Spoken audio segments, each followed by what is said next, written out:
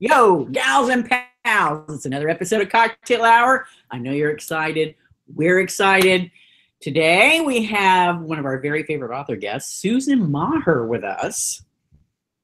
And she's hiding in the background, but that's okay. We'll get to her. She'll say hi. Sherry's with us. Say hey, Sherry. Hey, Sherry. Oh, hold on. I'm doing that weird thing again. Oh, okay. I got the hi, everybody. I have the video up, and I forgot to mute it, so I had this loop of sound. Andy greeting everybody, and Susan talking, and yes, it was very weird. I feel like I was on drugs. Oh no drugs. Well, at least they're legal. That's fine. So we're glad you're here with us, and hope you have some questions. If not, if your schedule doesn't permit to join us live, please tune in to either our YouTube channel, and we'll have it up on our actual website. Usually I have it up there right now. Sometimes it's right away. Sometimes it's 2 weeks. I'm sorry, we're a little remiss, but no, we do. No, it's there now. It's there no, now. I'm talking about this one. When audio only. The audio. Oh, the audio only. We will get there, though. I promise you we will. So, Susan, how the hell are you? I'm well, thank you. Yay, we loved your view and seeing you again. It's been so long. Oh, my goodness. I know. I'm in a whole new state of mind. I bet you are. I bet there's some good eating where the hell you are, too. There is. Where the hell are you? Hudson Valley, New York. Oh, nice. By West Point. Nice. Right next to Poughkeepsie, my favorite city to have to spell many times a day. That's awesome. Susan, did you post on Facebook semi-recently that you have over 40 published works out there now? That would be correct. Holy jumped up Jehoshaphat. 44. 44. Oh my God. Folks, if you've never read anything Susan's done, I urge you to go browse on, I'm trying to think of the website. It's Press. briskpress.com. Brisk. Yes, B-R-I-S-K. Brisk, as in it's cheap. Briskpress.com. Go briskly to Brisk Press. Yeah, man. Check them out. She's the queen of romance, I gotta say. And slow burn romance. Yep. That's just novels. I also have short story books. So there's a lot of shit. So much talent in one body. It's amazing. So much bullshit. So we're going to discuss today your book. Wait for me. Wait for me. That's it. Wait for me. And I think you've got like 3 books out since that one, haven't you? I have not published 3, but I'm working on. I'm 3 down in my working life. How do you keep these characters straight? I don't even know. I keep them gay. Oh my God! Did you have to reread them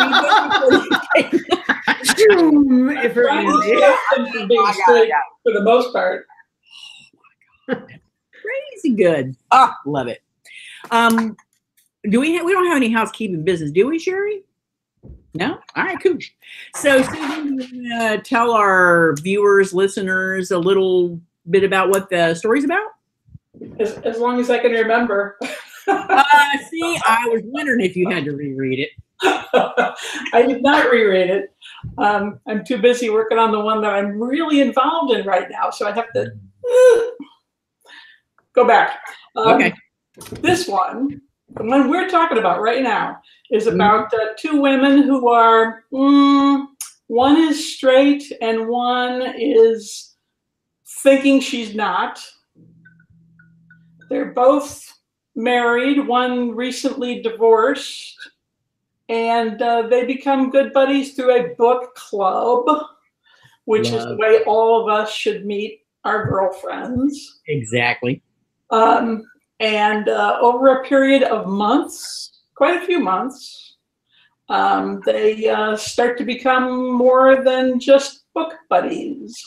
But that creates a certain amount of problems, since one of them thought she was happily married the day before this happened.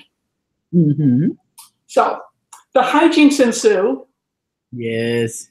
And then, Shenanigans. surprise, wind up happily ever after. Yay. Spoiler.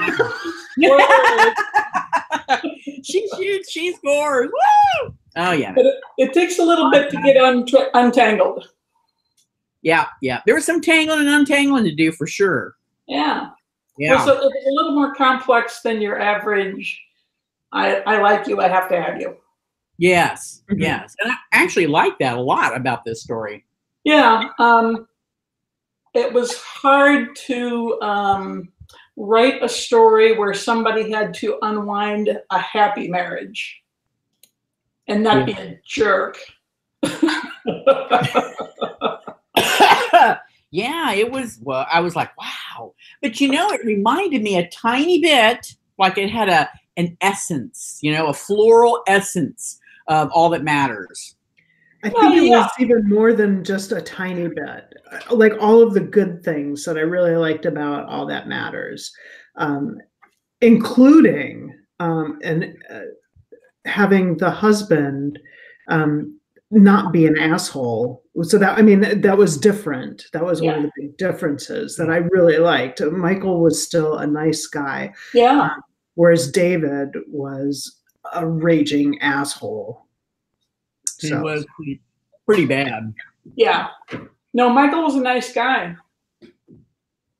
So did when you were writing it, he was a little straighter than Alexa was. Oh shoot! I should have turned my Alexa off because every time I say her name, the little thing pops up. Oh right, sorry about that. You can call her Siri instead. Nobody will mind. Oh no, that's too funny. I'm looking over at her waiting. I'm just waiting. She'll pop right up. Oh goodness. So when you were writing this, did you? I have to try something. When you were writing, hey Alexa, when you were writing this story,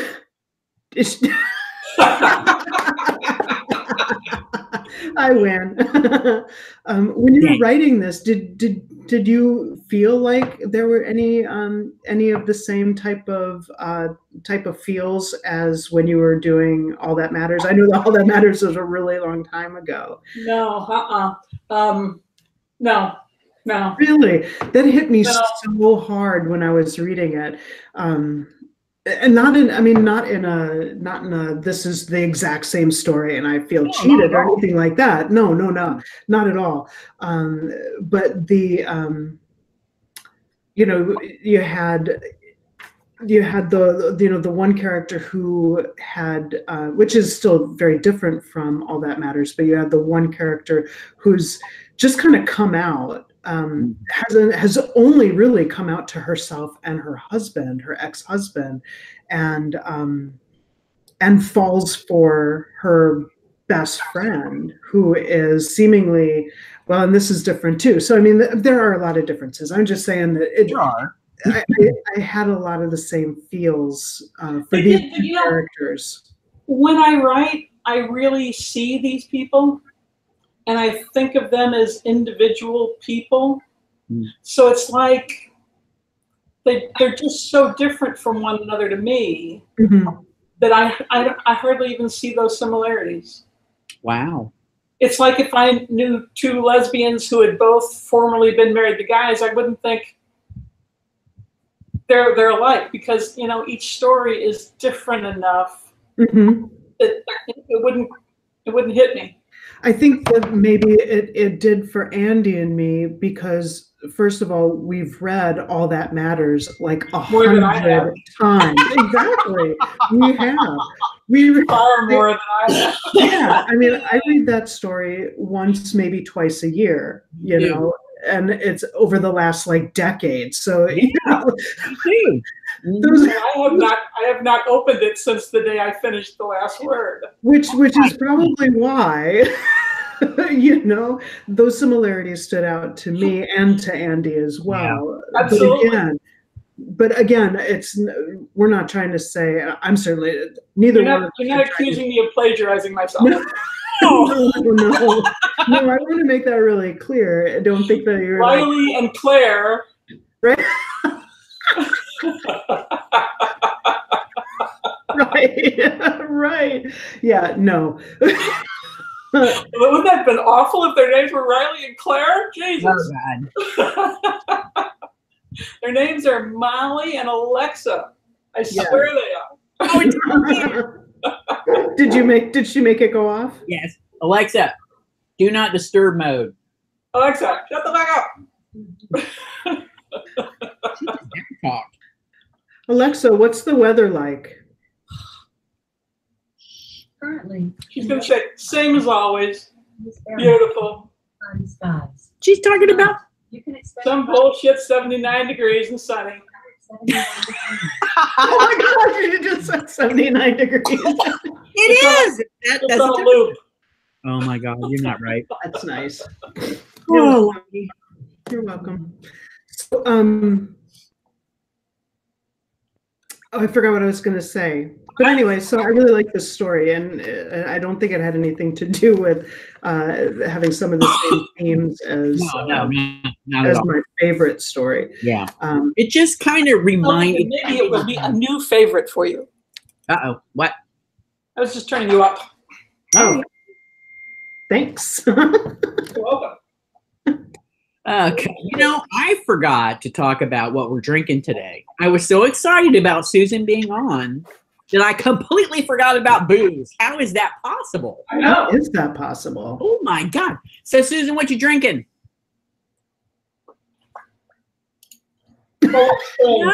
You're more boring than I am. Wow. Wow. Sherry, what you drinking? Cranberry and seltzer. Well, that's nice. No, I meant grapefruit. It's grapefruit. Sorry, not cranberry. Ah. That was my other choice. What do you got? Honey port. Oh, you're going boozy today. Good Did you job. say port? Connie Port. That's a tumbler. It's an hour-long show. Let me tell you. We're a little off topic here, but since we're talking about tumblers, we've been doing this thing now for about a month where we pick a recipe out of one of those Lydia cookbooks and we make it Friday. My mother comes over, my brother comes over, we have fun. Last night, it was stuffed shows. It was delicious. And we had a little dessert wine to begin with. Yeah. We had to wait forever for the food to be done. And then we had a little Chianti with dinner. Yeah. By the time the evening was over, I swear to you, I drank a bottle of wine. Between, I was like, oh my God, I hope I can function tomorrow. And then here I am, drinking port already. So you think the dinner was good, but it might not have been. But So I've been getting into the wine thing. We're doing this wine pairing, and why not? yeah, it's kind of awesome. Life is short. Life is short. Drink wine. Drink wine. Drink booze, period. Anyway, so that was a little, side jaunt. But all right, so back to wait for me. Yes. I got the biggest kick out of the shoes. The shoe issue kept coming up about stylish versus plain Jane comfortable shoes. Every time you mentioned the shoes, I just got the biggest giggle out of that. I don't know why. Well, I think that was a really cute her touch. shoes were very, very practical. Yeah. Very practical. Yep. She's working as a consultant. She's going into different offices. She needs to present herself well, and she's just starting to wear nicer clothes than that all neutral color that she normally wears. With her skin and her blonde hair, making her look like she disappears when she stands in front of a white wall. Right.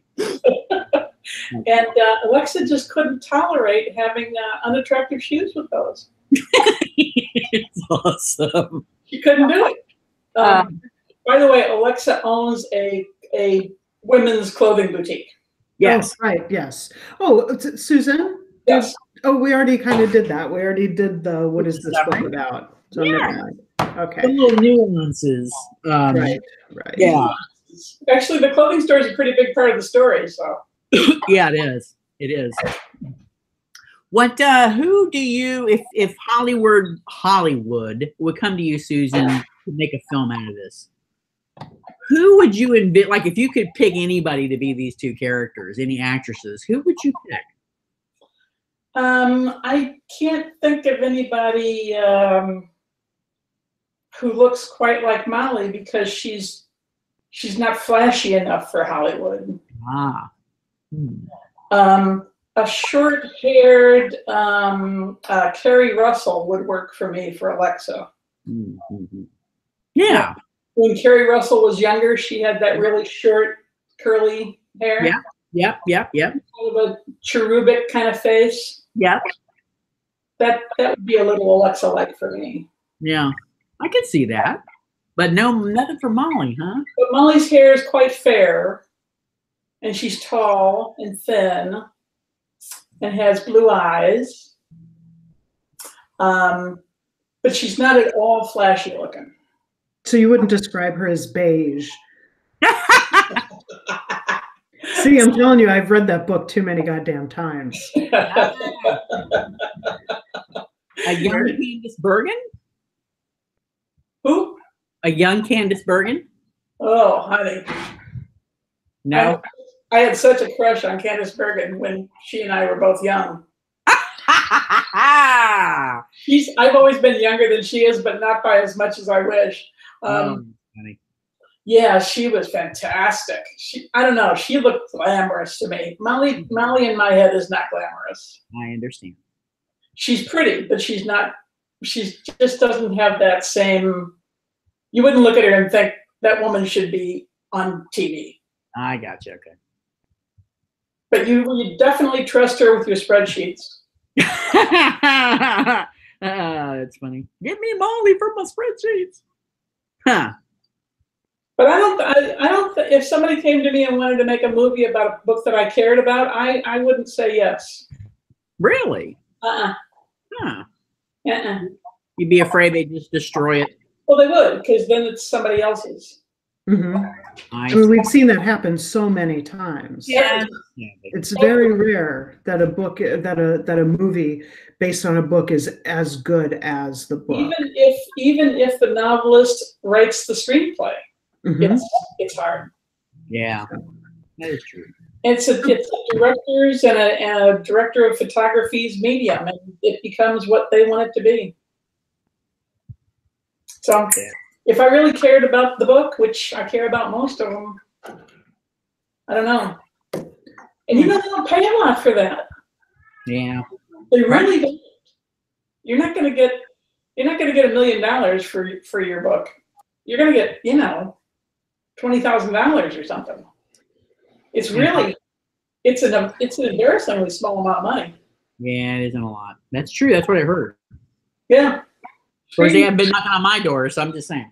But if somebody offered me $1 million, I'd let them borrow Carolyn for a few weeks. So. You're gonna get it. You better watch out. Mortgage to pay. Did you have one inspirational moment with this story? I mean, what led you to tell this particular story? I was walking down 3rd Avenue in New York, and I passed by a store that was, I think it was Rossetti and Sons, and there was a sign up that said it was the 3rd or 4th generation, same location. Yeah. And I thought, wow, what has to go on to have somebody have a store like that in the same family for that long? And I thought about how long you would have had to, how little you would have paid for it when it started and how much the place would be worth today. And how you could do that, how you could own that and not be tempted to sell it to Ralph Lauren or somebody. Yeah. So it started from the store. And then I figured out a way that somebody could own the store but not be a billionaire, because I didn't want that. And then I started thinking about Roosevelt Island, which is right across from Manhattan, and was picked up as co-ops 40 years ago. And now they're not worth much because you can't sell them without giving back money to the co-op association. So I thought, boy, if you had a co-op there and this store, you would be set for life, but you still have to work your butt off to keep the store open. Yeah. So it was Alexa's family situation. And then I worked out from there. I thought it was pretty inspired. You know, I had not read anything quite like that with the store. I thought that was really neat. Well, the parts other than the romance, I almost always start from other than the romance. I almost always start with a setting, and I want it to be different. I don't want them to do the same thing twice. Yeah. And when you're talking about as many books as you've written, It's not so easy. yeah, exactly. And one of the things that I really like about your books is you do a lot of research about, about those jobs. I mean, even down to asking people, what type of music certain people might like, or, It matters. Yeah, you really put a lot of time and effort into that, and I think it pays off. Yeah, that the professions and the locations. There's I don't think there's anybody who does that quite as well as you do. That's true. That is true. I made it hard because it's really important to me. Because if I'm going to create a world, I have to know what that world looks like. I mean, that's one of the whole reasons why I fell in love with Almost Heaven as much as I did, because I loved Ramp so much. Yeah. Ramp and the family. Yeah. Those things, I can't even remember their names right now. But they were Maddie and somebody. Cody. Yes. So it was Cody's cousin. Yeah. And her uncle and aunt, and and the whole community. That just those things touched me so much that they enhanced my feelings for the characters. Maddie caring as much as she did when other people didn't, and Cody's total devotion to her family, to her own detriment many times. So again, I go back and forth between which is my favorite book, and it's really, really hard. Some days, like right now, I'm feeling all of that emotion coming up again, and I want to go read Almost Heaven. And my kid, I just want to say, I caught listening to Country Roads, Take Me Home, Country Roads the other day. Well, stop that! I'm going to have to go read a 1,200-page book. You bastard! Yeah, I'm not What's wrong with this nonsense? Yeah. As an aside, Molly's dad in this book had a bigger role originally. I had him working at West Point. I had him teaching history. I had a big incident with him and one of the cadets who broke the honor code and all this stuff. I mean, I had a lot written about West Point. Mm-hmm. And I asked somebody who was very familiar with West Point to read it. And she did. And she's like, nah. That ain't it. So for you to have updated it, to make took out all the stuff. You just took it out. That she thought didn't work, right? So then she goes again, and she's like, you still don't have it. I'm like, oh, okay, how about if he doesn't work at West Point? She's like, that'd be better. So then I had to take him out of West Point, and then I moved him, and then I was like, well, could he have been at West Point for a while? And she's like, yeah, but just don't have him be there now, because that's not what it's like now, and you're not getting the nuances down. So I gave him a different job. I had him be retired already. I don't have him in the uniform. So I changed 50 pages. But I'm glad that you did, because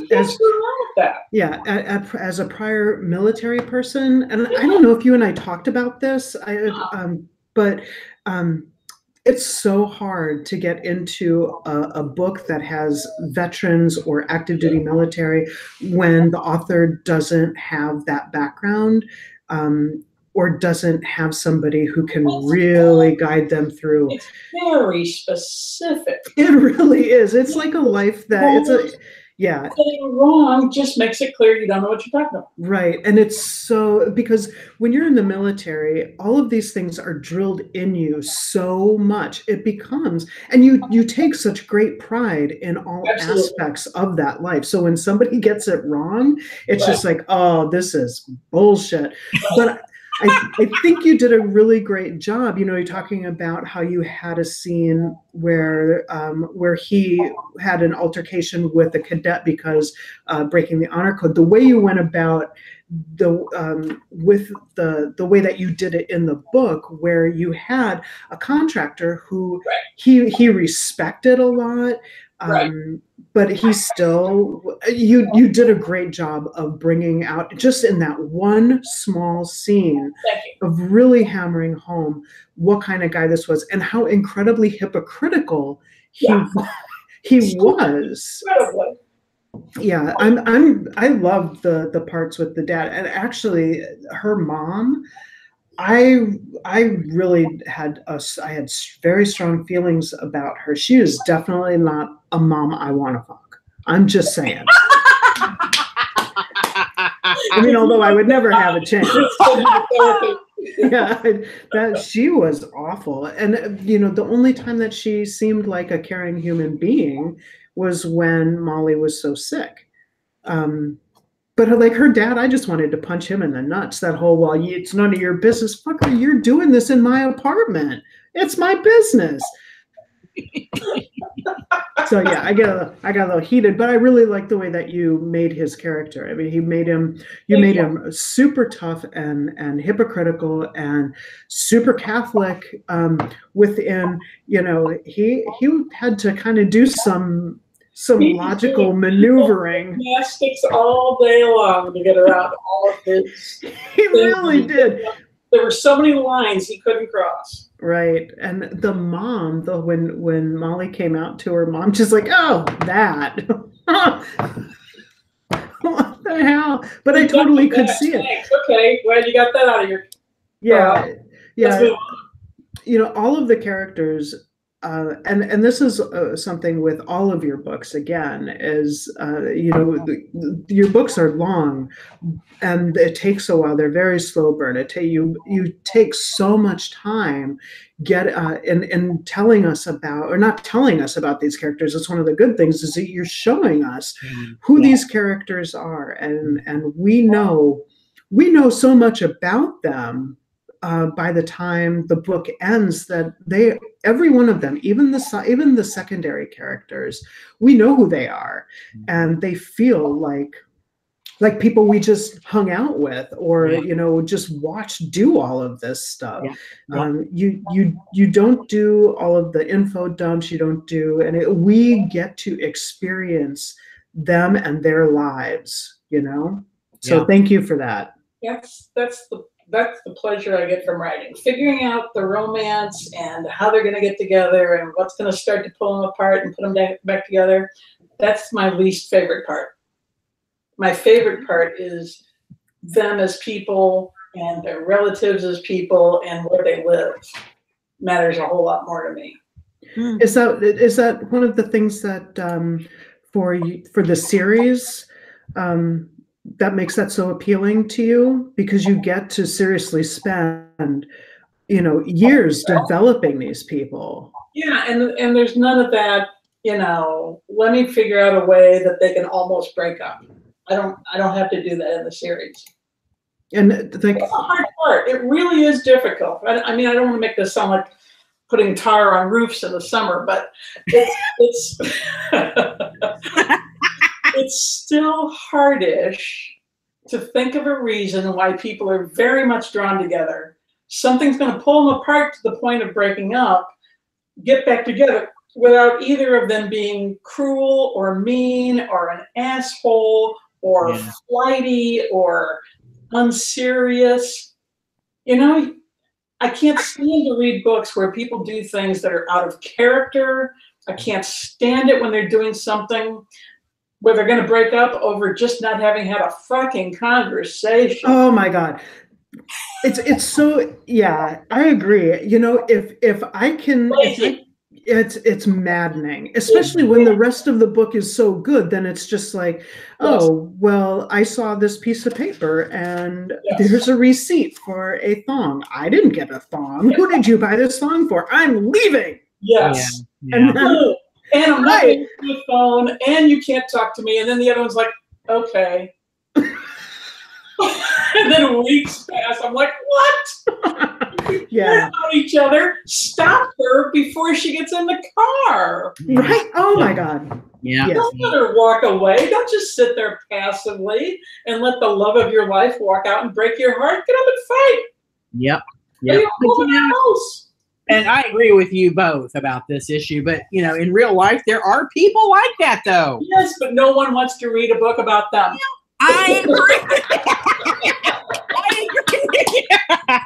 It's true. Touche. They are weasels, and you don't want to read about them. Yeah, that's one of the reasons why I read, because I want to escape the reality. You know, you just want to.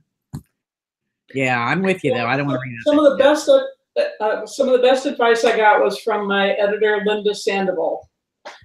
She has two really great pieces of advice. One, never have your main character come to a realization because someone told her to do it. Have your main character come to the realization on her own. Makes sense. That's a big deal. You know, if somebody does the right thing because someone tells them to, it's not nearly as worthwhile as if they come to the realization themselves. Mm-hmm. And two, never, ever have a major thing happen because of a conversation that didn't happen. Like a breakup? Like, you know, I would have fallen in love with you, but, you know, I didn't. Someone told me you were a pedophile. Well, yes. I don't know. That might be a breaking point right there. Have the conversation. Don't just make assumptions. Have the conversation. Yeah. Assumptions suck in books. If this is someone that you love, they're worth a conversation. It's true. Yeah. Susan, we lost your camera. We lost you on camera. No. We can hear you, but we can't really see you. Yeah. Where would it go? I don't know. Where are you, camera? Oh my goodness. But we can hear you, so that's good. And we're looking at a pretty picture. Yeah, but I look so good. You do. I'm telling you. Hot, man, hot. I don't want to ruin your day. Well, I mean, now everybody can feel what the people who listen to the audio only show will feel like. Yeah, man. Oh, Yeah. I'm drinking in the picture there, so. Exactly. So it works out well. It really works out better. So I wanted to ask you about, and I know we're kind of moving away from Andy, did you have anything else that you wanted to talk about Wait For Me? Because I have some stuff non-Wait For Me related that I want to talk about. Yeah. Okay. Susan, do you have anything else that you want to talk about Wait For Me? No, other than people should rush to buy it. Yeah, They man. should very briskly move to Briskly move to buy it. Yes, absolutely. Yeah, it really, I thoroughly enjoyed it very much. I liked it a lot. So now you've been reworking some of your first books, and Only the series books, yeah. That's what I wanted to ask you. Yeah. If you were going to maybe rework, I don't know, maybe All That Matters. I don't know. I knew I that. don't know if I can because people have memorized it. But here, this is what, and I actually put a bit of thought into this. I know that shocks you. No, it doesn't. So initially I was thinking, well, I wouldn't really want that reworked, but like what you were talking about, how you were doing, what the process was for the series, it's not so much that you're changing anything, but using some of the skills that you've learned over the years to kind of tighten it up. Yeah. Yeah.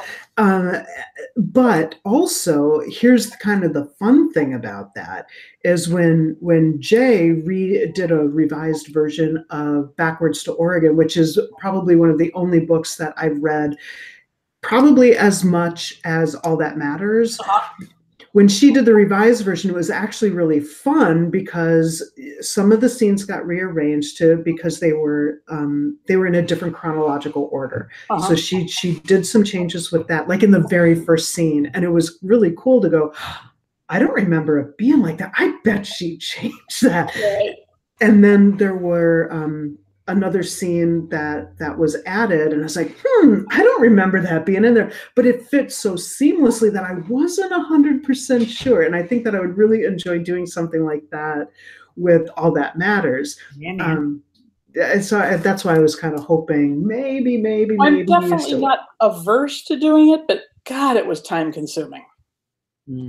It's hard to even express how much time I spent on that.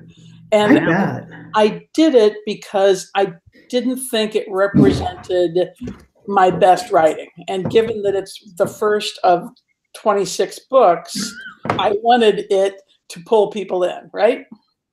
Because I wasn't looking for people who read fanfic. I was looking for people who read lesfic.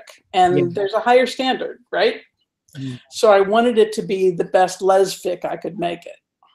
And I thought, if I pull people in with the first 3 books, then maybe they won't notice the next 10 aren't as good. Well, by the time they're done with the 3rd book, they might be in a lust-induced coma. So I mean, there's that. I hope so. So anyway, goodness. the book is like, I don't know how many pages. It's a ridiculous, because I did it as a consolidated. So the first 3 books, all consolidated, it's like 1,000 pages.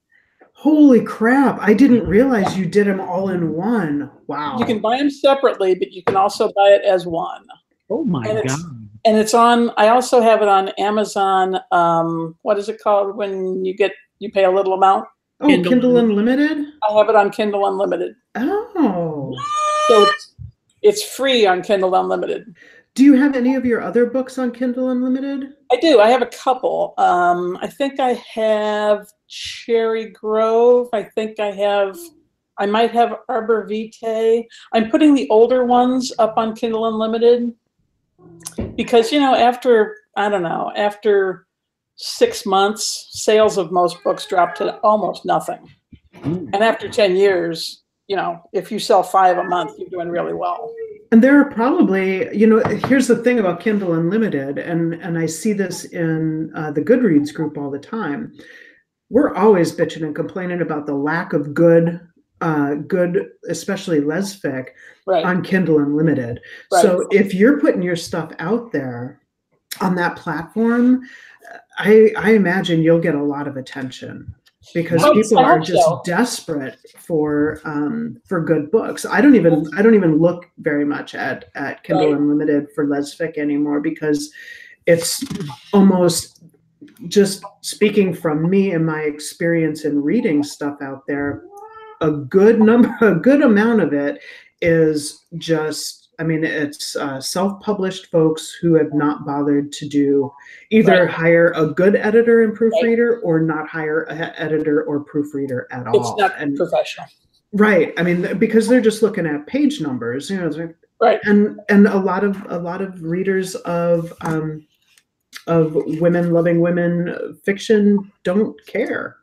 So apparently that is true, but I still care. So luckily, I know. Luckily for us, some odd page book out there, and they have a weird. Do you know how they pay the authors? It's by page number, isn't it? How far they've gotten. A page read. They can tell if you've actually read a page. And wow. The last time I got a check, it was for 0.0004 cents, I think. Or it was either 0.00 or 0.0004 per page. So it's either a 100th or a 1,000th of 4 cents. That's a fraction of what I get paid just for per word for proofreading. That's oh my God. It ain't a lot. But if it catches and people start reading it, I could make a couple of bucks. Yeah, and are you out anything for? I don't know if you want to talk about that, but I have no idea. I mean, Okay. I'll talk about anything. Does it cost you a lot to list it, or? Oh no. That's free. Oh well, then you're not out anything anyway. So no. Cool. Everybody who's watching or listening who has Kindle Unlimited go look or it up. knows people, go read them. And her books are like a bajillion pages long, so read them all. It is a bajillion pages long, and people have told me that what people on Kindle Unlimited look for is a lot of pages. What they're looking for is volume. Yeah. So I thought I'll give you some volume. A lot of that is because people throw up those shitty, unedited, novellas, and it's like. So I'm hoping. Well, good. I'm glad that you're doing that. I hope this catches. I'd like to make a few $100 a month. That'd be really nice. That would be. That would be. So you've got. You've got the first 3 of the San Francisco series out, updated. Andy and I are voting for All That Matters to be in the works. Well, what I found after doing Awakenings is that I would have done better just to take the story and rewrite it without looking up. Oh, really? Just to say, these are the scenes, these are the order, and just redone it. And I could have done that because I have a pretty good memory. But then you would have gotten into a lot of shit. I mean, but then there would have been a lot of things I missed, but it was hard trying to do it page by page, and I hate the way it sounds. I hate that his dialogue tags are ridiculous. If I see her described once more as the dark woman, I'm going to blow my fucking brains out. It's incredible the things that change over the years, I mean, that was the dark hair, the green eyes met blue. Yeah. And you're like, where? On the floor? Were they rolling around on the floor? Those eyeballs? It's disgusting. They're really close to each other. It's disgusting. Yeah. So it's just, times has changed. Yeah. True. Yeah. And I just thought it was important to change that book.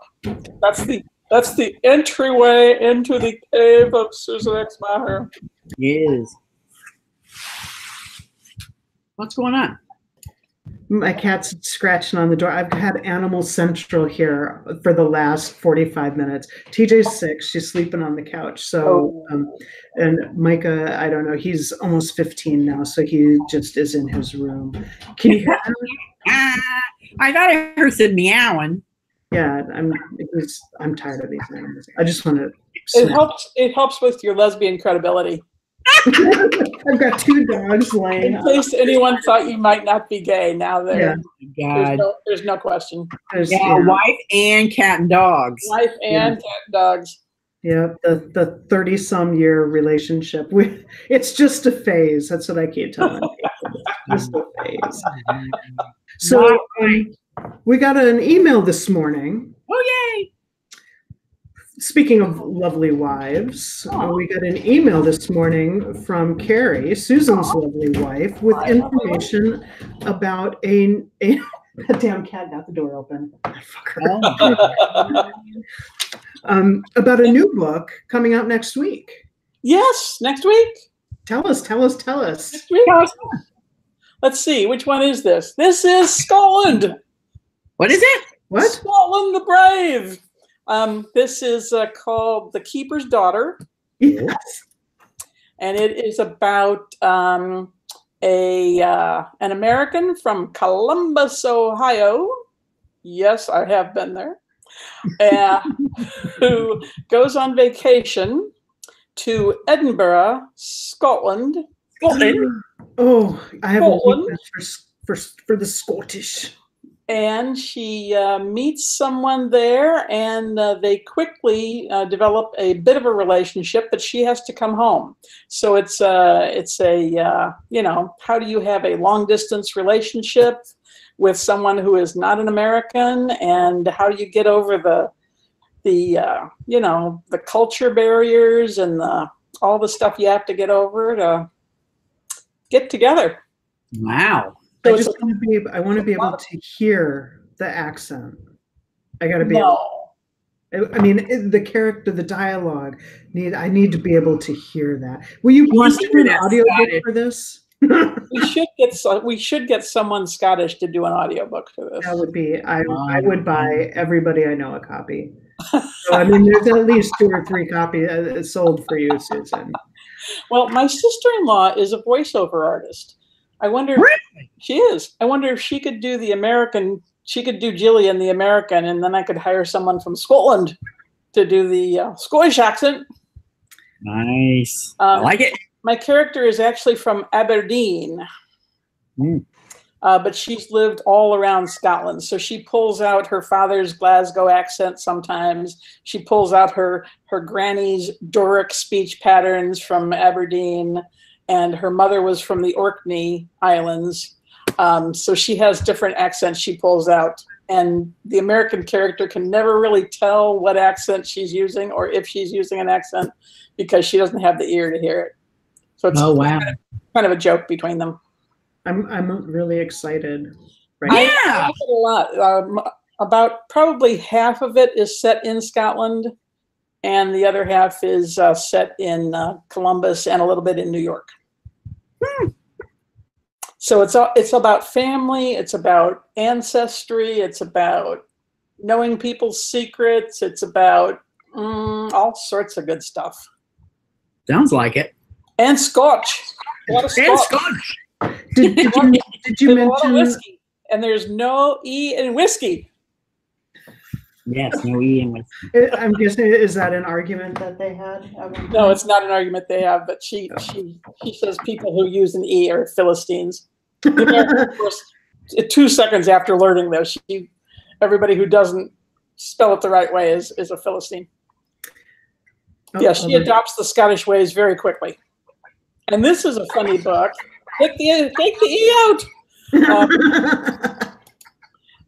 This was a funny book because it started out, I was going to write it in real time, which I did. But I started it on November the 1st of 2016. Oh my! Those of you who have a memory about this are going to remember that was 7 days before a particular election. Yes. And what I was going to write was about how fantastic it was to have the first woman president, right? Yeah. It didn't turn out that way. So after a week of mourning and feeling sick to my stomach, I went ahead and wrote it, but I had all this vitriol in my soul. So my first draft was really about politics and how much she hated America. And then I finished it. I was like, I can't sell this fucking book. Nobody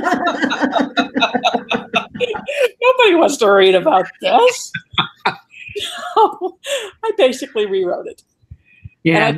I took all the politics out. Now it's just about 2 women, and every once in a while she'll say something about what does she call him? She calls him I think she calls him the orange, the Manchurian orange or something, referring to the Manchurian candidate. But oh lordy. But it's I'm a fan of Orange Shipgibbon. I think that's good. I think Shane calls him that. Speaking of Columbus, Ohio. Yeah. Happy. So it's no longer about politics. And by the time I finished it, you couldn't even tell that I started it then. And I even took the election out. I had this long thing, the election night, where she was lying in bed crying. Took it all out. Gotta go. We can just go with the assumption that that's what we were all doing. Yeah. I thought it's too universal a thing. There's nothing interesting in reading about that. We all lived it. We did. I still wake up crying. And who wants to think about that again? So I got rid of it all. Depressing. I just have a slight thing where she and her sister are on different sides of the political debate, but they don't talk about it. They just dislike what the other's position is, and they agree to disagree. Yikes. Yeah. That can muddy quickly. So anyway, I think it's a good book. I think it's interesting. I think it moves along quickly, and You'll learn a little bit about Scotland, and a little bit about Columbus, Ohio. Lovely town, by the way. Not been there. I don't think I've been there either. I think It's nice. It's big. It is big. Much bigger than one would think. I think I drove through Cleveland. Columbus, I think, is a little bit bigger. I've been through Cincinnati. Have you ever been to me? I've been to Paradise, but I haven't been to you. There's still time. Oh my God, so much. Woo! Oh, So when exactly does The Keeper's Daughter come out? I believe it comes out on Valentine's Day. Oh, that's so sweet. So everybody mark your calendars. Oh. Go over to Brisk Press. Yep. Are you accepting pre-orders? Are we accepting pre-orders, sweetheart? No, I haven't put in pre-orders She yet. hasn't put that in yet. We were going to launch it Valentine's Day. We're going to launch it on Valentine's Day, and we're sure we'll have enough copies for everyone. You know.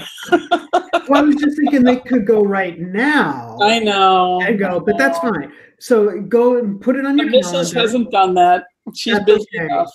That's okay. We're all big girls and boys. We can make a note on our calendar. But do it. Yes. Make a note on your calendar. And The Keeper's Daughter. The Keeper's Daughter. It's got a lighthouse on the There's cover. a pretty picture of a lighthouse on the cover. That's right. like a pretty lighthouse. I mean, It is a pretty lighthouse, and the lighthouses play a big role in the book. sweet. Hmm. I look forward to reading it. Yeah, thank Yeah, you. me too. Very much. After I read all the. You read almost Heaven, West Virginia. I think I read that after every show that you're on because I get to thinking about it. I need to read that again. I need to do that. It's good for you. Oh, It is. It is. You It know, reminds you to buy a lottery ticket. I should. My car's not running. I could use the lottery right now. Amen. What do I have Ryan say? The lottery is a tax on people who don't understand statistics. Yes. Sort of true. It is actually. But for the few people who win, they're glad they didn't understand statistics. You're right about that. I Yeah. still buy a ticket every week. Yep. How's that working out for you? Well, clearly, what's in my heart is too much decadence to win that kind of money. That's all I gotta say. Yeah. So after The Keeper's Daughter, do you have is there going to be a new San Fran book coming out soon? You must be. Where are you at in the alphabet? I finished V, Vengeance, and I am now working on W. And I swear I had a good title for W, but I wrote it somewhere and I lost it. So You could use washed. you know, where I'm from, we said worst, so I'd have to call it worst. Yeah. So do you have it? So I've got about a quarter of it done, and then I've written another book, which I think I'm calling Cheers, about a craft brewmaster. Ooh, Yeah, so it's all about the brewskis. that's very cool. It is. I cool. saw Oh, you Sherry's didn't? I don't think. ears perk up. Huh? I saw Sherry's ears perk up. Yeah. I know. I don't even drink anymore, and I'm still interested in that. And we have lots and lots and lots of craft breweries around us. So most Sundays, the missus and I go and investigate and talk to the brewmaster if they're around. And Well, if you ever Well, make it out this way, we've got them here too. They're big here. yeah, in we went last Milwaukee. weekend to a little place that was owned by only a husband and wife, and they don't have any other employees.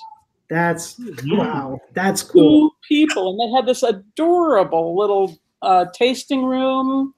And they made about 12 different beers. Wow, How many beers they had? that's a hell of an endeavor for 2 people. I thought so. And it's called Plan B, B-E-E, and their logo is a really pretty stylized bee, humming What bee. would you tell Bev? Yes. Tell Bev.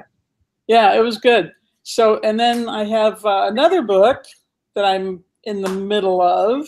What's that one called? That one doesn't have a name either, but it takes place in Pittsburgh.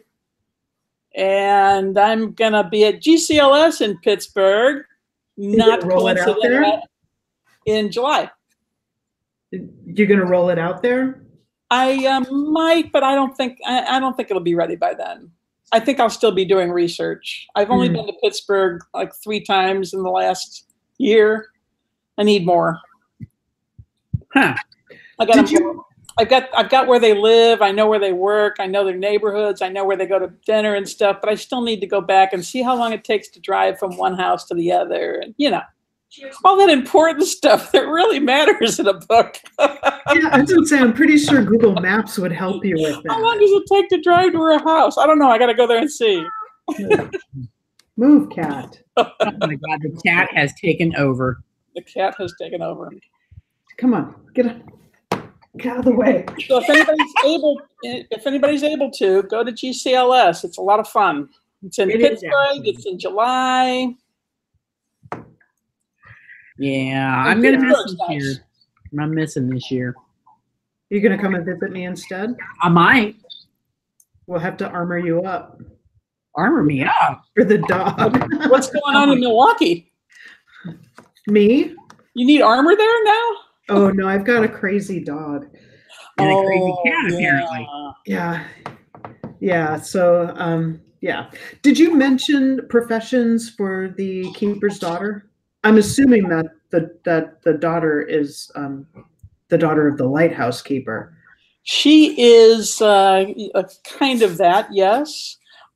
She is a bartender, and she's a tour guide, and she is a server in a restaurant. She has the 3.5 jobs. Good God. Date? Huh? She still has time to date? She doesn't really have much time to date, no. And the other one works, she's a bigwig in marketing for a company that is not Procter & Gamble, but it sounds just like it, and it's in Ohio. But it Procter and Gamble. It is. I called it Channing Brothers because when I was coming up with the name, I saw a picture of Channing Tatum, so it's Channing Brothers. Aw, look at you. That's awesome. There you go. The names come from weird places. They do. So yeah, she's a big wig marketer, and the other woman is just trying to hold on with 3.5 jobs. Wow. I'm looking forward to this book. Yeah. Yeah. I hope so. Yeah, sounds good. It's good. There's I think there's definitely different things in it. It's not you're not going to be able to predict what happens in the middle of it by reading the beginning of it. Oh. Very good. There are surprises. Ooh, I like those challenges. Yes, this is not just we meet and how will we ever live in the same place. This is all sorts of other stuff. Nice. Yeah. Sounds awesome. All right, so market calendars, Valentine's Day. Give this book to the one you love.